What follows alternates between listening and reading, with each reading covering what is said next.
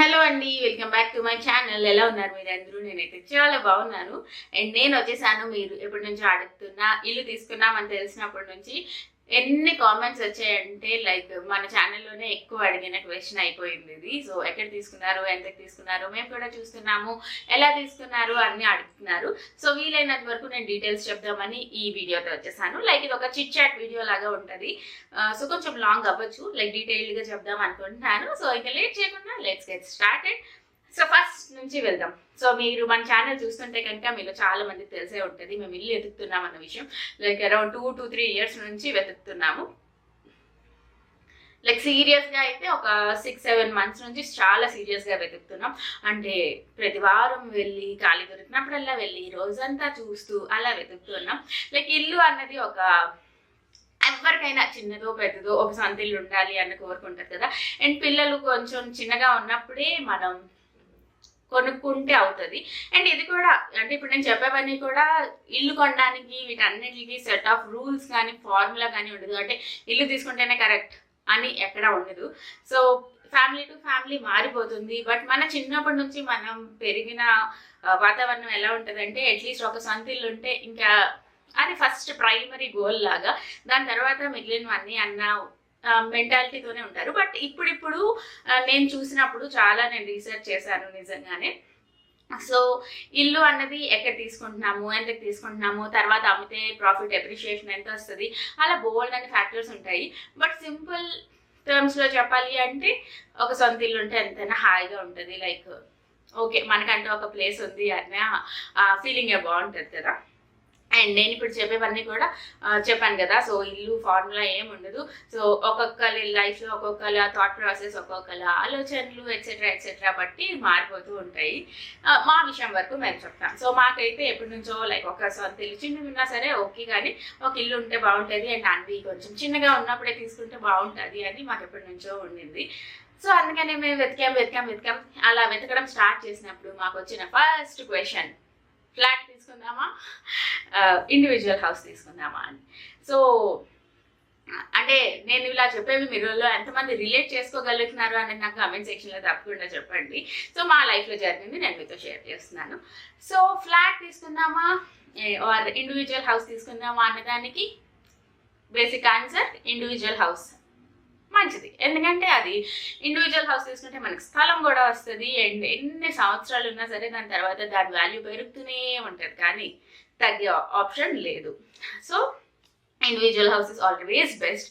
కానీ individual house budget ఎక్కువ ఉంటుంది, మన బడ్జెట్ తక్కువ ఉంటుంది. ప్రతిదీ మనీతోనే లింక్ ఉంటుంది కాబట్టి ఇండివిజువల్ హౌస్ కావాలి అనుకుంటే మా బడ్జెట్లోనే. అండ్ మా బడ్జెట్ ఎంత అనే విషయానికి వచ్చేస్తే మా బడ్జెట్ డీసెంట్ ఎనఫ్ అని నాకు అనిపిస్తుంది. Like middle class decent enough budget. Like ఎక్కువ కాదు మరి తక్కువ కాదు, ఓకేలాగా బడ్జెట్ అనేది నా ఉద్దేశం. సో డీసెంట్ బడ్జెట్ అనమాట. సో మా బడ్జెట్కి మాకు ఇండివిజువల్ హౌస్ కావాలంటే ఊరవతలకి వెళ్ళిపోవాలన్నమాట. సో ఊరవతలకి వెళ్ళిపోయే ఆప్షన్ లేదు. ఎందుకంటే మా హస్బెండ్ మార్కెటింగ్ జాబ్ అనమాట, ఆయన రోజు తిరగాల్సి వస్తుంది. సో తిరగాల్సి వచ్చినప్పుడు ఊరవతలు ఇల్లుంటే కష్టం, చాలా కష్టం. కాబట్టి మాకు ఆప్షన్ ఇక్కడ వెతుక్కోవడంలో చాలా ఈజీ అయిపోయింది. కానీ చాలాసార్లు మధ్యలోని ఇండివిజువల్ హౌసే బెటర్ కదా, లైక్ ఫ్లాట్ తీసుకున్నాం అనుకోండి, ఒక 10-15 years ఉంటే దీనికి వాల్యూ పెరుగుతుంది. బట్ ఇండివిజువల్ హౌస్ అంత పెరగదు. సో కంపారిటివ్లీ ఇండివిజువల్ హౌస్తో చూసుకుంటే ఫ్లాట్ అన్నదానికి అంత ప్రాఫిట్ రాదు. సో అలా చూసుకుంటే, కానీ మనం ఉండాలని తీసుకుంటున్నాం కాబట్టి ప్రాక్టికల్గా కూడా ఆలోచించాలి. సో తిరగడానికి ఎలా ఉంటుంది, మనకు అన్నీ దొరుకుతున్నాయా లేదా, అండ్ అవుట్స్కర్ట్స్కి వెళ్ళిపోతే మనకి ప్రతిదీ వెంటనే దొరకదు. కంపారిటివ్లీ ఇండివిజువల్ హౌస్ కన్నా ఫ్లాట్ అనేది తక్కువ వస్తుంది. కానీ మనకి ఆప్షన్ చెప్పినట్టు సార్ట్ చేసుకోవడం చాలా ఈజీ. అండ్ లైఫ్లోని ఆల్ అబౌట్ చూసింగ్ అనమాట. రెండు రోడ్స్ కనిపిస్తాయి, ఈ రోడ్లో వెళ్తే ఏమవుతుంది, ఆ రోడ్లో వెళ్తే ఏమవుతుంది అని ఆలోచించుకొని డెసిషన్ తీసుకోవడమే. సో ఫస్ట్ మేము ఫ్లాట్ అని డిసైడ్ చేస్తాము. దాని తర్వాత వచ్చిన పెద్ద క్వశ్చన్ ఏంటంటే pre launch offers and ready to move ఉంటాయి కదా. సో వాటిల్లోనమాట ప్రీ లాంచ్ ఆఫర్లోని రేట్లు ఎంత తక్కువకి వస్తాయి అంటే అసలు లైక్ 2-3 years ఆగాలి. కానీ చాలా లైక్ స్క్వేర్ ఫీట్ ఒకవేళ ఇప్పుడు 5,000 చెప్తున్నారు అనుకోండి రెడీ టు మూవ్లోని, మనకి ప్రీ లాంచ్ ఆఫర్లోనైతే అరౌండ్ 2,000కి. అండ్ అందులో కూడా ఫుల్ క్యాష్ ఇచ్చేస్తే ఇంత రేటు, 50% అయితే ఇంత రేటు. అలా చాలా డిఫరెన్సెస్ ఉంటాయి. కానీ చూసుకుంటే మనకి రెడీ టు మూవ్ కన్నా ప్రీ లాంచ్ అండ్ కన్స్ట్రక్షన్ అవుతూ ఉన్న దాంట్లోని మంచి రేట్ దొరుకుతాయి. సో ప్రీ లాంచ్ ఆఫర్లోని మంచి రేట్స్కి టెంప్టింగ్గా ఉంటాయి, కానీ అందులోని రిస్క్ ఫ్యాక్టర్ చాలా ఎక్కువ ఉంటుంది. లైక్ కట్టకపోతే ఈ కరోనా వచ్చింది, చాలా వరకు ఆగిపోయాయి. అలాగేమైనా వచ్చి ఆగిపోతే మనం తట్టుకోగల పరిస్థితిలో మనం ఉండగలగాలి, అంత మెంటల్ టెన్షన్ తీసుకునే సీన్ ఉండగలగాలి. బట్ చాలా మంది ప్రీ లాంచ్లో తీసుకుంటారు అండ్ మంచి రేట్కి వస్తాయి. నేను ఈరోజు చెప్తుంది ఏది కూడా లైక్ పర్టికులర్గా వీళ్ళే కరెక్ట్ వీళ్ళు రాంగ్ అని అసలు చెప్పట్లేదు, మా గురించి నేను చెప్తున్నాను అనమాట.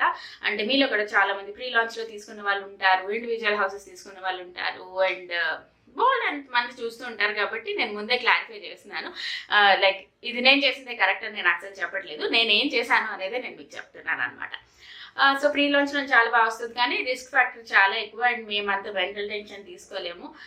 సడన్గా ఏదైనా జరిగి ఆ కన్స్ట్రక్షన్ అవ్వకపోయినా, టైంకి రాకపోయినా, ఏదైనా సరే మేము ఆ టెన్షన్ తీసుకోలేమన్నమాట. సో రిస్క్ ఫ్యాక్టర్ ఎక్కువ ఉంటుంది అనిపించి మేము డిసైడ్ చేసాము రెడీ టు మూవ్ తీసుకోవాలి అని చెప్పి. లైక్ కన్స్ట్రక్షన్ ఒక 6 monthsలో ఇచ్చేసినా పర్లేదు, or else ready to move కానీ ప్రీ లాంచ్కి తీసుకుందాం. ప్రీ లాంచ్ ఎలా ఉంటుందంటే అందులో కూడా మీరు ఎవరైనా చాలా మంది ఇల్లు చూస్తున్నారు కదా, చూసుకోండి. ఎందుకంటే రేరా నెంబర్ రాకముందు ఒక రేట్ ఉంటుంది, రేరా వచ్చిన తర్వాత ఒక రేట్ ఉంటుంది. సో చాలా చాలా అందులోని లిటిగేషన్స్ ఉంటాయి, అందులో కొంచెం జాగ్రత్తగానే తీసుకోవాలి. మంచి బిల్డర్ అయి ఉండాలి, వాళ్ళ ప్రాజెక్ట్స్ మీరు ఆల్రెడీ చూసి ఉండాలి, అండ్ వాళ్ళు మనం అగ్రిమెంట్స్ అన్ని రాసుకుంటున్నప్పుడు కరెక్ట్గా అన్ని చెక్ చేసుకోవాలి. అండ్ అగ్రిమెంట్స్ విషయం వచ్చినప్పుడు నేను చెప్తాను మీకు. సో చాలా చాలా జాగ్రత్తగా అయితే ఉండాలి. రెడీ టు మూవ్ ఏమంటే ఏమవుతుందంటే మనం జరిగిన వెంటనే ఇప్పుడు మేము తీసుకున్నాము, వెంటనే వచ్చేసాము, ఓకే మాకు ఇంకా టెన్షన్ లేదన్నమాట, ఎప్పుడు వస్తుంది ఏంటి, ఆ టెన్షన్ ఫ్యాక్టర్ వద్దని చెప్పే మేము ఇంకా రెడీ టు మూవ్ అని డిసైడ్ చేసాం. సో ఇప్పుడు మేము డిసైడ్ చేసాము flat and ready to move flat అని డిసైడ్ చేసాం అనమాట. నెక్స్ట్ విషయానికి వచ్చేస్తే ఇంకొక పెద్ద క్వశ్చన్, న్యూ ఫ్లాట్ తీసుకుందామా రీసేల్ ఫ్లాట్ తీసుకుందామా అని. ఇందులో కూడా ప్లసెస్ మైనస్ ఏముంటాయి ఏంటి అనేది చూసుకున్నాం అనమాట.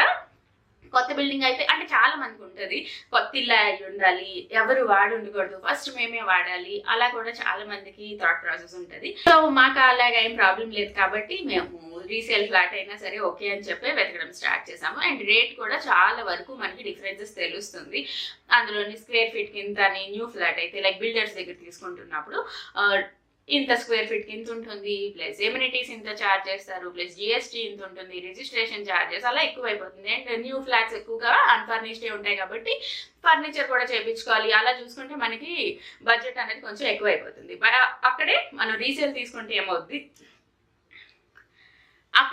రీసేల్ తీసుకుంటే ఏమవుతుంది, లైక్ జిఎస్టీ కట్ అయిపోద్ది. మనం రీసేల్లోనే ఫర్నిష్డ్ చూసుకోవచ్చు, అన్ఫర్నిష్డ్ చూసుకోవచ్చు. ఎంతైనా సరే ఆల్రెడీ రీసేల్ అంటే ఆ బిల్డింగ్కి మనుషులు అందరూ వచ్చేసి ఉంటారు, ఆల్రెడీ యూజ్ చేస్తూ ఉంటారు కాబట్టి మనకు కొంచెం క్లియర్ పిక్చర్ వస్తుంది అని నాకు అనిపించింది అనమాట.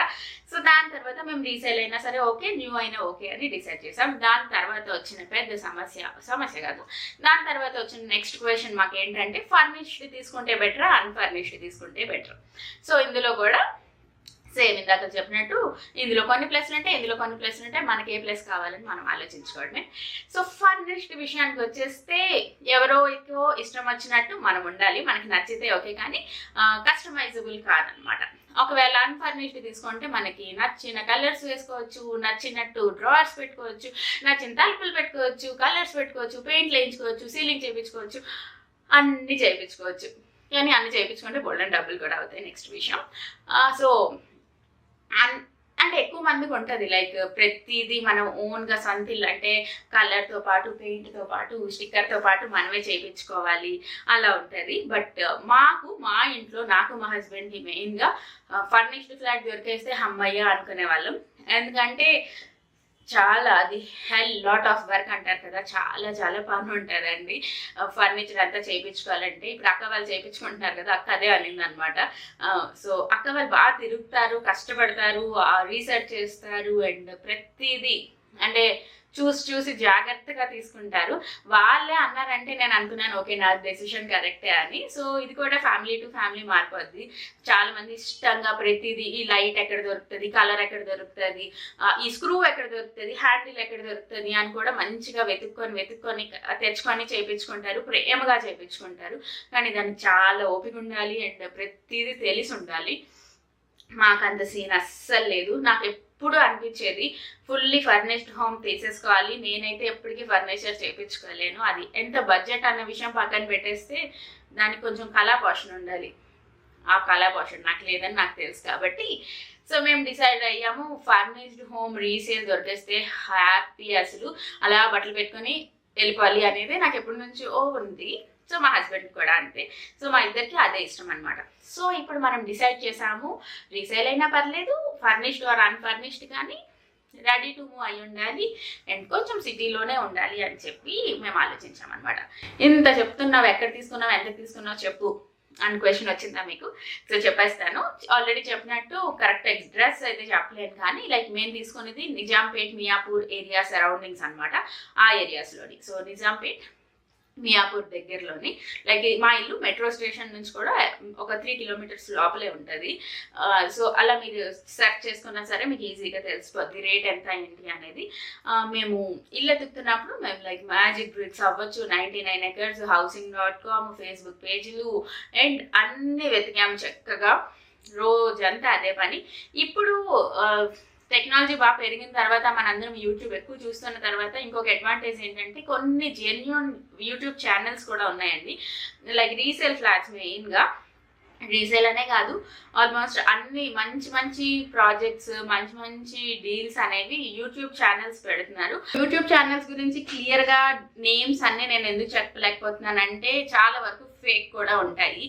సో హైదరాబాద్లోని నేను చాలా వాటిని ఫాలో అయ్యేదాన్ని. బట్ సింపుల్ రూల్ ఏంటంటే వాళ్ళు ఎక్స్ట్రా డబ్బులు అడగట్లేదు. లైక్ ఇల్లు చూపించాలంటే 300 ఇవ్వండి, 600 ఇవ్వండి, ముందే 1000 పెట్టి రిజిస్టర్ చేయించుకోండి, అప్పుడే మేము చూపిస్తాము అలాగా. సో ఈ రియల్ ఎస్టేట్ సైడ్ బోల్డ్ అంతా ఫేక్ అన్నది బోల్డ్ అని ఉంటాయి. సో మీరు అది కూడా చెక్ చేసుకోవాలి అండ్ జెన్యున్గా ఉన్న వాళ్ళనే చూడాలి. సో జెన్యున్గా ఉన్నారా లేదా అనేది ఈజీగానే తెలిసిపోద్ది చెప్పాలంటే. సో ఓనర్ నెంబర్ ఇచ్చేస్తున్నారు, మ్యాప్స్ లొకేషన్ ఇచ్చేస్తున్నారు అనుకుంటే కనుక కొంచెం జెన్యున్ అని. నాకు నచ్చిన కొన్ని ఛానల్స్ నేను చెప్తాను, బట్ నేను కన్ఫామ్గా నేనైతే బాధ్యత తీసుకోవట్లేదు. మీరు ఫాలో అవ్వడానికి బాగుంటుందని మాత్రమే చెప్తున్నా. సో భరత్ రత్న అని హైదరాబాద్లో ఒక ఛానల్ ఉంటుంది, వాళ్ళు మంచిగా పెడతారు. సో అతని ఛానల్ మీరు మంచిగా ఫాలో అయ్యి నోటిఫికేషన్ బెల్ కూడా ఆన్ చేసుకోండి. అప్పుడు ఏమవుద్దంటే వెంటనే అయిపోతున్నాయి అతనివి. సో జెన్యున్గా చేసి చెప్పేవి చాలా ఫాస్ట్గా అయిపోతాయి. కాబట్టి మీరు ఈ ప్రాపర్టీస్వి యూట్యూబ్ ఛానల్స్ ఏమైనా ఫాలో అయితే నోటిఫికేషన్ ఆన్ చేసుకోండి. ఏదైనా మంచిది మీకు నచ్చిన వెంటనే రెస్పాండ్ అవ్వండి. ఎందుకంటే మంచి డీల్స్ అనేవి చాలా ఫాస్ట్గా పోతాయి కాబట్టి అదొకటి. అండ్ మై షో ప్రాపర్టీ అని ఒకటి ఉంటుంది, అది కూడా బాగానే ఉంటుంది. సో అలా 2-3 ఛానల్స్ మంచిగా ఉన్నాయి నేను గమనించినంత వరకు. బట్ ఓల్డ్ అనే ఛానల్స్ ఉన్నాయి, జస్ట్ ఇన్ఫర్మేషన్ వరకు కోసం అయితే మనం చూసుకోవచ్చు. సో ఇంకా చెప్పేశాను. సో ఇంకా మేము మా ఇల్లు ఎంతకు తీసుకున్నాం అనేది కరెక్ట్గా అయితే చెప్పలేను, కానీ సో ఈ ఏరియాలోనే ఎంత రేట్ ఉందో మేము అంతకే తీసుకున్నాము. లైక్ ఎక్కువ బడ్జెట్ ఇచ్చి తీసుకోలేదు, అలాంటి మాకు ఎక్కువ చీప్గా కూడా దొరుకుకోలేదు. లైక్ ఈ ఏరియాస్లోని ఎంత రేట్ ఉందో మేము అంతకే తీసుకున్నాం అనమాట. సో అదన్నమాట మేము ఎక్కడ తీసుకున్నాం అనేది ఎట్ లాస్ట్ రివీల్ చేస్తాను. అయితే మాకు ఇక్కడ తీసుకోవడానికి మెయిన్ రీజన్ కూడా ఏంటంటే చెప్పాను కదా, ఇండివిజువల్ మనకి కొంచెం దూరం వెళ్తే దొరికేస్తాయి, కానీ మాకు జాబ్ పరంగా కుదరదు అనమాట.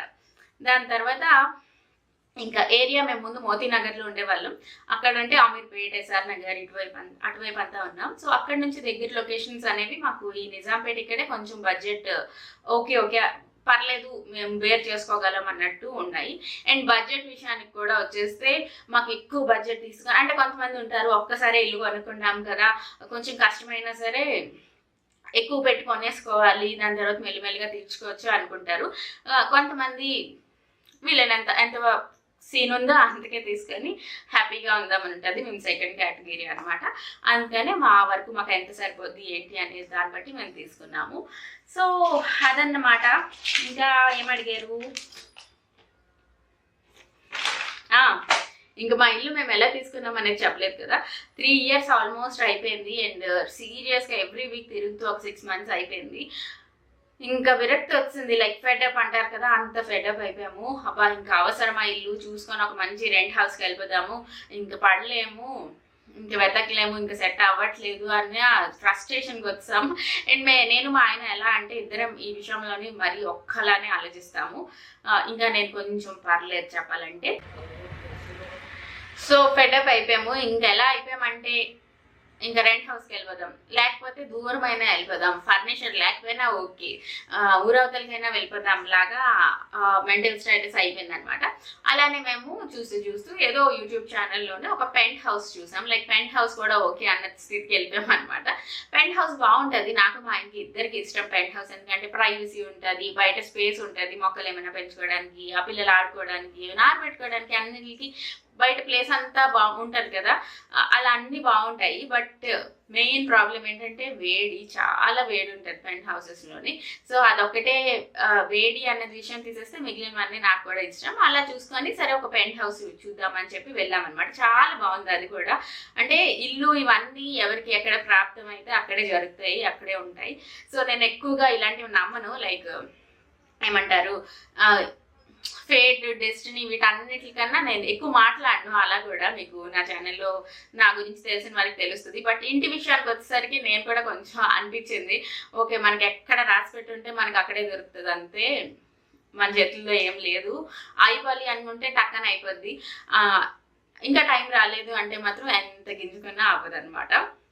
సో ఏం చెప్తున్నాను, ఆ పెంట్ హౌస్ చూసాం. అది కూడా ఫుల్లీ ఫర్నిష్డ్ ఉంది, బయట మంచిగా స్పేస్ ఉంది, ప్రైవసీ ఉంటుంది, అండ్ చాలా బాగా నచ్చింది అది కూడా. సో మా మమ్మీ డాడీకి ఇష్టం లేదనమాట పెంట్ హౌస్ తీసుకుంటే. ఎందుకంటే సమ్మర్ మనకి హైదరాబాద్లో ఎంత వేడులు ఉంటాయి, నువ్వు ఉండలేవు, నీకు ఇప్పుడు అవ్వట్లేదు కాబట్టి అలానే ఏదో ఒకటి తీసుకోవాలని నీకు నచ్చేస్తుంది అని వాళ్ళు. నేనేమో లేదు పర్లేదు బాగానే ఉంది, రేట్ కూడా మంచిగా ఉంది, ఇంకా తీసుకుంటానని నేను. అలా అలా అలా అలా అవుతుంది. సో అక్కడ పెంట్ హౌస్ చూసాము, నచ్చిందని చెప్పాము. అక్కడి నుంచి అలా వెళ్తూ ఉన్నప్పుడు ఇంకేదో రూట్ నుంచి ఎలాగో వెళ్ళామన్నమాట. వెళ్తే అక్కడ ఈ బోర్డు కనిపించింది, హౌస్ ఫర్ సేల్ అని చెప్పి. సో సరే ఎక్కడి వరకు వచ్చాం కదా అని చెప్పి ఈ ఇల్లు చూసాము. లైక్ నిజంగా ఒక మ్యాజిక్ లాగా జరిగిపోయింది. సో వచ్చాము, చూసాము, నచ్చింది అంటే అప్పుడు ఇంకా డిసైడ్ చేస్తామన్నమాట, సరే పెంట్ హౌస్ వద్దు అని చెప్పి ఇంకా వాళ్ళకి నో అని చెప్పేసాము, వీళ్ళకి ఎస్ అని చెప్పేసాము. సో దాని తర్వాత నచ్చింది అంటే ఇంకా నాకు మా ఆయనకి ఏది చూసినా నచ్చేస్తుంది, ఇల్లు అయిపోవాలి అన్నదే మా ఇంటెన్షన్. కానీ సో ఇల్లు అయిపోతే చాలు అన్న స్టేజ్కి వెళ్ళిపోయాం కాబట్టి మాకు నచ్చిందా లేకపోతే నిజంగానే బాగుందా అని చెప్పి డౌట్ మళ్ళీ. సో అప్పుడు మళ్ళీ అక్కడ బాబాని తీసుకొచ్చి చూపించాము. సో వాళ్ళు కూడా బాగుంది అన్నారు. అంటే ఇవన్నీ జరుగుతున్నప్పుడు కూడా మాకు ఎందుకో కొంచెం భయంగానే ఉంది, అంటే జరిగిపోతుంది నిజంగా అని. ఎందుకంటే మీకు చెప్పలేదు కానీ ఒక 2-3 ఇల్లుల వరకు ఈ 6 monthsలోని ఆల్మోస్ట్ అయిపోయి బట్ ఆగిపోయాయి అనమాట. అంటే ఒకరికి అయితే మేము టోకెన్ అడ్వాన్స్ కూడా ఇస్తాము, అవ్వలేదు, మళ్ళీ కష్టపడి ఆ డాక్యుమెంట్స్ వాళ్ళకి ఇచ్చి మళ్ళీ మేము తీసుకున్నాం వెనక్కి డబ్బులు. అండ్ ఇంకొకరికి అగ్రిమెంట్ ఆఫ్ సేల్ వరకు వెళ్ళింది, అది ఆగిపోయింది. అలాగా అంటే ఎప్పుడు ఏం జరిగి ఆగిపోద్దు అనే టెన్షన్, ఫుల్ అసలు టెన్షన్. బట్ ఫాస్ట్గా జరిగింది. లైక్ కరెక్ట్గా 1 monthకి మేము మా ఇంట్లోకి వచ్చాము. అండ్ ఇక్కడ ఇది మేము రీసేల్ ఫ్లాట్ అని చెప్పాను కదా, ఇది ఆల్మోస్ట్ ఒక 1 year ఫ్లాట్, 8 months అంటే 1 year అనుకోండి బ్రీఫ్గా. బట్ వాళ్ళు ఐటీ ఎంప్లాయీస్ అనమాట. సో రీసేల్ ఫ్లాట్ తీసుకుంటే ఇది ఒక భయం వేస్తుంది, అసలు ఎందుకు అమ్ముతున్నారు, ఎంత మంచి ఇల్లు ఎందుకు అమ్మేస్తున్నారు, అండ్ ఇంకేమైనా ప్రాబ్లమ్స్ ఉన్నాయా హిడెన్వి మనకు తెలియనివి అని భయం వేస్తూ ఉంటుంది. బట్ ఆ భయం అన్నది ప్రాక్టికల్లీ కొన్ని రోజులు ఉండాలి ఇంట్లో అని, ఇంకేం లేదు అని తెలిసే వరకు ఆ భయం అంటూ ఉంటుంది. కానీ డాక్యుమెంట్ వెరిఫికేషన్ మనం కొంచెం ఎంక్వైరీ చేసుకోవడం ఇవన్నీ చేసుకుంటూ చేయాల్సిందే. సో రిస్క్ ఫ్యాక్టర్ లేనిదే ఎక్కడ ఏ పని జరగదు అన్న విషయం మాత్రం నాకు బాగా అర్థమైపోయింది. సో అక్క వాళ్ళకి కూడా నచ్చింది. అప్పుడు మేము ఇంకా డాక్యుమెంట్స్ తీసుకెళ్ళి వెరిఫికేషన్ చేయించాము. అండ్ మీకు ఈ వీడియో కావాలా, లైక్ ఒక ఇల్లు నచ్చిన తర్వాత ప్రాసెస్ స్టెప్స్ ఏముంటాయి ఏంటి అనేది. సో ఫస్ట్ టైం ఇల్లు తీసుకుంటే మాత్రం మనకి అరవం భాషలోని సినిమా చూసినట్టే అనిపిస్తుంది. ఒక్క పదం తెలీదు, ఏం తెలీదు, అంటే ఎక్స్పీరియన్స్ వస్తేనే కదా మనకి తెలుస్తుంది. సో ఫస్ట్ టైం వెళ్ళి తీసుకున్నప్పుడు అసలు ఎలా తెలుస్తుంది ఏం చేయాలి ఏంటి అనేది. సో ప్రతి స్టెప్ దగ్గర ఏం చేయాలి, ఎక్కడికి వెళ్ళాలి, ఎవరిని అడగాలి, ఏ డాక్యుమెంట్స్ కావాలి, డాక్యుమెంట్ వెరిఫికేషన్ ఎవరు చేస్తారు, ఏమంటారు, ఎక్కడికి వెళ్ళాలి, అలా బోల్డ్ అని ఆలోచించుకొని కనుక్కొని అన్నీ చేసాము. అండ్ ఫాస్ట్గా అయిపోయింది ఇంకా. సో ఆ వీడియో కావాలంటే చెప్పండి. లైక్ ఒక ఇల్లు నచ్చిన తర్వాత మనం ఏ స్టెప్స్ తీసుకుంటాం రిజిస్ట్రేషన్ వరకు అనేది. సో మధ్యలో లోన్ ఉంది కదా, సో బ్యాంక్స్ చుట్టూ తిరిగాము, లోన్స్ వచ్చాయి, ఎప్పుడు అయ్యాయి, ఇవన్నీ జరుగుతున్నప్పుడు మధ్యలోని 2 బాంబులు అనమాట. అవేంటంటే ఒక 2-3 డేస్ గ్యాప్ వచ్చింది లోన్ అవన్నీ ప్రాసెస్ అవుతున్నప్పుడు కూడా. అప్పుడు అన్వి హెల్త్ ఇష్యూ మీ అందరికీ తెలుసు, ఎంత కంగారు అయ్యామో అప్పుడు. నిజంగా లిటరలీ అసలు చాలా భయపడిపోయాము అప్పుడు నిజంగా. కానీ అంత ఇప్పుడు బాగానే ఉంది కాబట్టి దేవుడి దండం పెట్టుకోవడం అంతే. సో అదైంది. తర్వాత ముహూర్తం, ఈ ఏమంటారు Feb 13-14 తర్వాత 2 months ముహూర్తం లేదంట. ఈ లోపల ఎన్ని జరిగిపోవాలో చూడండి. వెరిఫికేషన్లు అయిపోవాలి, అగ్రిమెంట్ ఆఫ్ సేల్ అయిపోవాలి, రిజిస్ట్రేషన్ అయిపోవాలి, గృహప్రవేశం అయిపోవాలి, వీళ్ళు ఇక్కడ ఉన్న వాళ్ళు ఖాళీ చేసేయాలి, ఖాళీ చేస్తే కానీ రిజిస్ట్రేషన్ అవ్వదు. అలా చాలా కంగారు మధ్యలో ఈ అన్వి ఒకటి భయపెట్టింది ఫుల్గా. సో ఇవన్నీ జరుగుతాయో లేదా, ఎంతైనా సరే ముహూర్తం దాటిపోతే ఇల్లు మనది అయిపోద్ది, అది వేరే విషయం. కానీ మనకు ఒక ఇల్లు వచ్చిన తర్వాత మనం రెంటే కట్టేయాలి, ఈఎంఐ కట్టేయాలి, అంటే అంత బాగా ఉండదు కదా. సో ఇప్పుడు చూడండి, మనం మన ఇంటికి వచ్చాం కాబట్టి ఎంతైనా హ్యాపీగా ఉంటుంది. కానీ రాము అక్కడే ఉండాలి, ఇల్లు వచ్చిన తర్వాత కూడా ఉండాలి అంటే మళ్ళీ భయం వేసింది. కానీ ఓపెన్ ఉండాలన్నమాట, ఇంకేం చేయలేము. సర్లే ఇంకా అయ్యింది కదా, ఇప్పుడు ఇన్ని సంవత్సరాలు ఆగి ఇంకొక 2 months ఆగడానికి ఏం పోయింది అని చెప్పి అనుకున్నాం. బట్ లక్కీగా ముహూర్తం టైంకి అయిపోయాయి అనమాట. సో చెప్తున్నాను కదా, ఒకవేళ మీరు కూడా ఇల్లు వెతుకుతూ అవ్వట్లేదు అని సాడ్గా ఉంటే కనుక అస్సలు సాడ్గా ఉండకండి. సో టైం రావాలంతే, టైం వచ్చిందంటే టక్ అయిపోతాయి. మన వంతు ప్రయత్నం మనం చేయడం తప్ప సాడ్ అవ్వడం వల్ల ఏంటి యూజ్ లేదు, అదే నాకు అర్థమైంది. దాని తర్వాత నాకు ఇంకొక పెద్ద రియలైజేషన్ ఏమొచ్చిందంటే, సో నేను అనుకునేదాన్ని అనమాట, కొత్త ఇంటికి వెళ్ళిపోతే లైక్ సినిమాల్లో చూపించినట్టు ఇలా చేంజ్ అయిపోతాం మనుషులు అని. బట్ మనుషులు ఎక్కడున్నా సరే మనం మనతోనే ఉండాలన్నమాట. అంటే ఏం డిఫరెన్స్ లేదు, అక్కడ ఆ రూమ్లో అక్కడ ఆ ఇంట్లో ఎలా ఉన్నామో ఇక్కడ ఈ ఇంట్లోనే అలాగే ఉన్నాము, ఏంటి డిఫరెన్స్ అనేది లేదు. సో ఇది జరిగితేనే నేను హ్యాపీగా ఉంటాను, నాకు ఇల్లు వస్తేనే నేను హ్యాపీగా ఉంటాను, కొత్త ఇంట్లోనైతేనే ఉంటాను అనేది కరెక్ట్ కాదనమాట. సో మనం day to day life every minute కాకపోయినా అట్లీస్ట్ ఎవ్రీ డే మనం ఎలా ఉంటున్నాం అన్నదే మన లైఫ్ అనమాట. ఏదో చెప్పాను, మీకు అర్థమైందో లేదో నాకు తెలియదు కానీ. సో అది నేను చెప్పేది ఏంటంటే, ఒకవేళ మీరు ఇల్లు ఎదుగుతూ ఎక్కువ ఫ్రస్ట్రేషన్లో వెళ్ళిపోయి ఉంటే కనుక అస్సలు అది నెసరీ లేదు. సో ఇప్పుడు హ్యాపీగా వెతుక్కోండి, హ్యాపీగా జరిగిపోతాయి అన్నీ. సో ఎక్కువ స్ట్రెస్ తీసుకోకండి, ఎప్పుడు జరగాలో అప్పుడే జరుగుతుంది. సో అదనమాట. అంతే, నేను ఏంటంటో కూర్చొని బోల్డ్ అని మాట్లాడానన్న విషయం మాత్రం నాకు ఇప్పుడు అర్థమైంది. సో ఇప్పుడు ఎడిట్ చేస్తాను, పెడతాను. మీకు ఇంకా ఏమి అర్థం కాలేదు, ఏం చెప్పలేదు నేను అని మీకు అనిపిస్తే కనుక మీకు ఏం డీటెయిల్స్ కావాలో కింద కామెంట్ సెక్షన్లో అడగండి, నేను తప్పకుండా చెప్తా. సో నేను రాసుకున్నాను కూడా చాలా వీడియోస్, తర్వాత ఈ పాయింట్స్ మర్చిపోకుండా చెప్పు అని. సో అదొకసారి చూద్దాం. ఆల్మోస్ట్ చెప్పేసా. సో అదనమాట. మనమైతే మీరు కూడా ఇల్లు చూద్దాము అనుకుంటే అన్ని వెబ్సైట్స్లో చూడండి. అండ్ ఇటువైపు ఈ రియల్ ఎస్టేట్ వైపు, ఇల్లుల వైపు చాలా ఫేక్ ఉంటాయి, మోసాలు ఉంటాయి, అన్నీ ఉంటాయి. సో చూసుకొని జాగ్రత్తగా తీసుకోండి. And all the best. మీకు కూడా మీ మంచి ఇల్లు దొరకాలని నేను కూడా కోరుకుంటున్నా. సో అంతా అయితే ఈ వీడియో హోప్ మీకు నచ్చింది అనుకుంటున్నాను. నేను కలుస్తాను మిమ్మల్ని ఇంకో మంచి వీడియోతో. Subscribe, like and share. Bye see you in next video. Tata.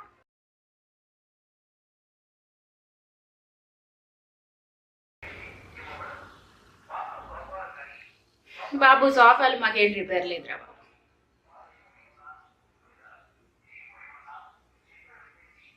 రోజు రిపేర్ వచ్చేది ఎవరికి.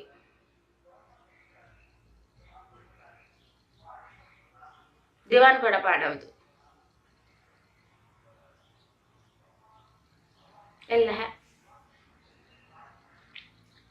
మర్చిపోయినా. సో మళ్ళీ ఎవరో వచ్చారు. ఉల్లిగడ్డ 100కి 3 కిలో.